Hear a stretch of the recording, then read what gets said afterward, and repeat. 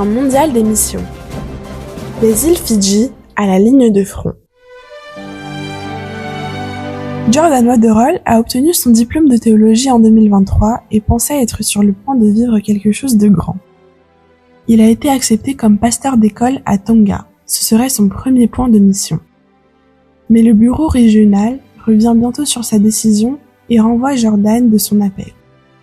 Il a essayé plusieurs autres institutions ecclésiastiques dans le Pacifique Sud, mais rien n'a fonctionné. Cependant, Dieu avait des projets pour lui et Jordan a été rapidement rappelé à diriger 3 églises à Fidji. Le travail n'était pas rémunéré et il y avait toujours la barrière de la langue, mais il ne s'est pas découragé. Âgé d'à peine 22 ans, il a prié et travaillé dur et a réussi à apprendre la langue locale. Au début, les gens n'ont pas sympathisé avec lui, mais la communauté a rapidement fait confiance à Jordan.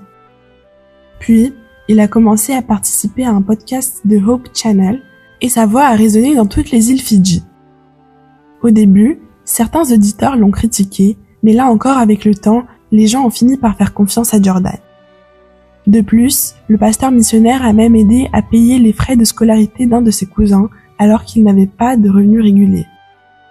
Jordan a souffert des critiques, il a souffert du manque de ressources, mais il ne s'est pas découragé.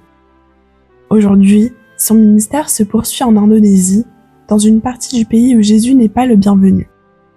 Il n'y a pas d'église à proximité et tout comportement évangéliste peut être considéré comme un délit.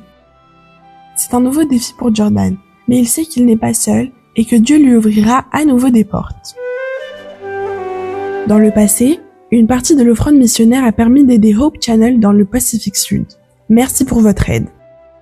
Ce trimestre, nos offrandes aideront des projets de santé infantile dans les îles Salomon et au Vanuatu. Soyons généreux.